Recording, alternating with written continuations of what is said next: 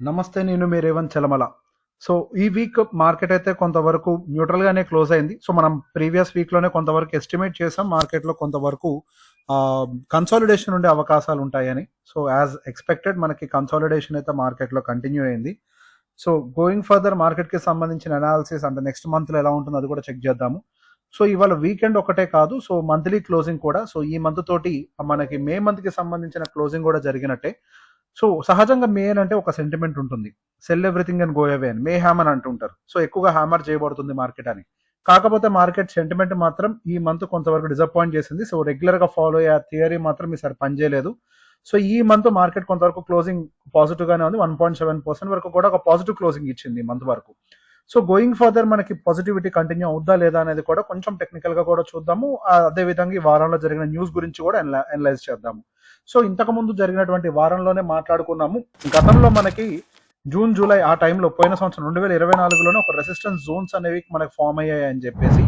So, ఇప్పుడు almost మళ్ళీ అదే రెసిస్టెన్స్ జోన్ దగ్గర కూడా ఉంది. దాంతో పాటుగా ఒక ట్రెండ్ కూడా ఏమైనా బ్రేక్ చేసిందా, ఒక అప్ సైడ్ వెళ్తున్న ట్రెండ్ కూడా బ్రేక్ చేసిందని ఒక డౌట్ ఉంది. సో, దానివల్ల మనకి మార్కెట్ లో అప్ మూవ్ కంటిన్యూ అవ్వకపోవచ్చేమో అని చెప్పేసి ఒక యాంటిసిపేషన్.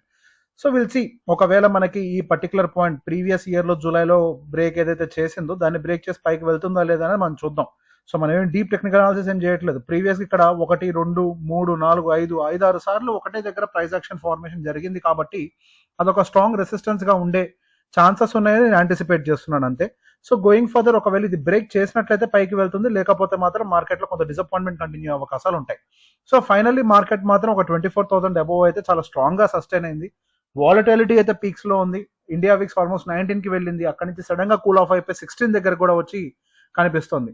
సో, ఓవరాల్ గా మార్కెట్ అయితే మాత్రం 24,750 అబోవ్ క్లోజింగ్ మాత్రం it is not a bad closing.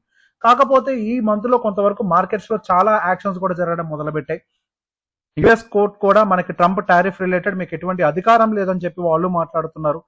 Even fed కూడా దానికి సంబంధించి క్లియర్ గా మాట్లాడుతుంది. సో, టారిఫ్స్ కి రిలేటెడ్ మీరు ఏం మాట్లాడే అవకాశాలు లేవు అని చెప్పేసి. అండ్ ఈవెన్ ఫెడ్ చైర్మన్ మీద కూడా కొంచెం గట్టిగా మాట్లాడే ప్రయత్నం చేస్తే ఫెడ్ చైర్మన్ పొజిషన్ తీసేస్తామని బెదిరించినప్పటికీ ఫెడ్ చైర్మన్ రిలేటెడ్ డెసిషన్ తీసుకునే అధికారం అటు ట్రంప్ కి కానీ ప్రెసిడెంట్ కి కానీ ఎవరికి కానీ ఉండదు అని చెప్పేయడం. సో, బేసిక్ గా చాలా విషయాలు జరుగుతున్నాయి. మొన్నటి వరకు ఏదైతే టారిఫ్ రిలేటెడ్ ఇష్యూస్ గురించి మాట్లాడారో ఈ రోజు అదే టారిఫ్ రిలేటెడ్ ఇష్యూస్ కి సంబంధించి ట్రంప్ కి అసలు అధికారం లేదని చెప్పేసి వాళ్ళ కోర్ట్స్ మాట్లాడటం జరుగుతున్నాయి.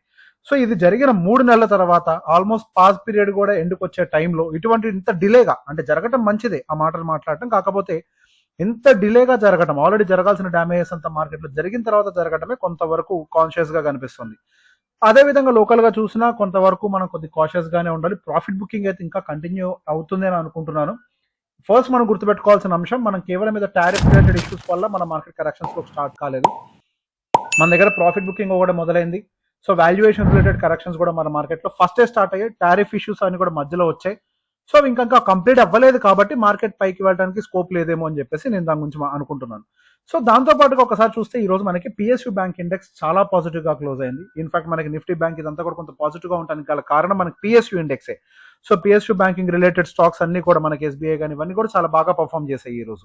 సో, ఈ రోజు మనకి మార్కెట్ లో ఎవరు టాప్ పర్ఫార్మర్స్ గా ఉన్నారని మీరు గమనించిన, if you can see SBI almost 12% అంటే HDFC bank also contributed, but SBI బాగా కాంట్రిబ్యూట్ చేసింది.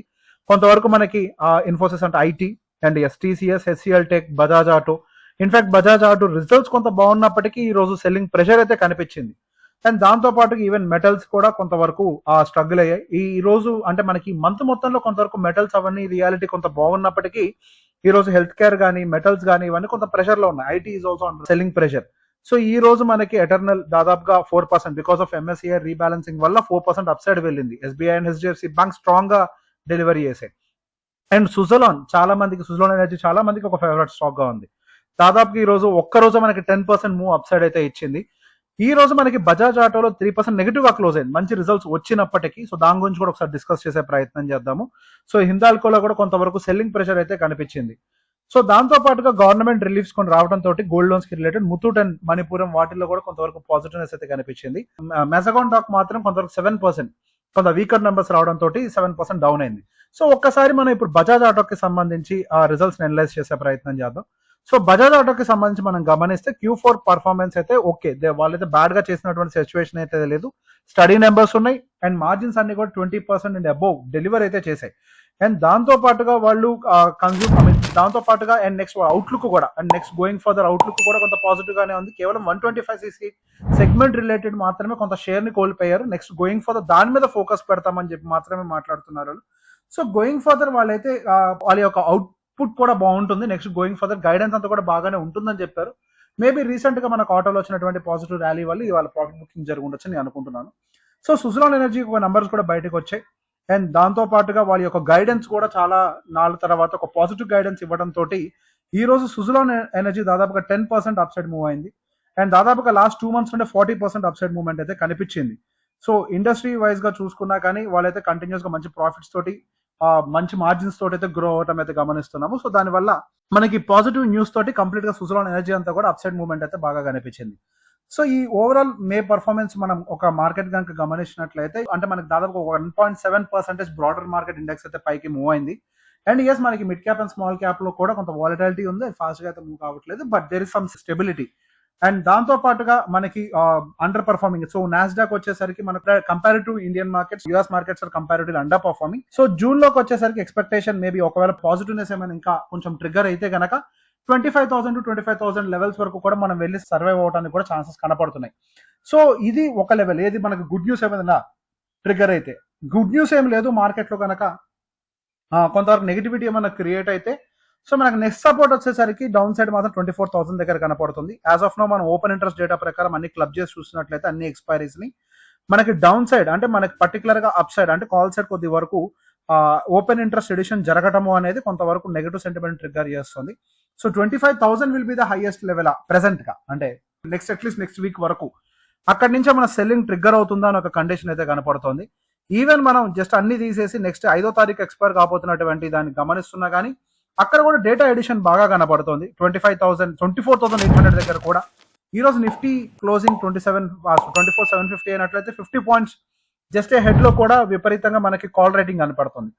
సో దీన్ని బట్టి మనం అర్థం చేసుకోవాల్సింది కంక్లూజన్ మేబీ మార్కెట్ లో సెంటిమెంట్ కొద్దిగా ఏమైనా వీక్ అవుతుంది అన్నది కూడా ప్రీవియస్ వీక్ కూడా చెప్పుకున్నాం మనం మార్కెట్ లో సెంటిమెంట్ కొద్దిగా వీక్ అయ్యే అవకాశాలు ఉండొచ్చేమో అని చెప్పేసి.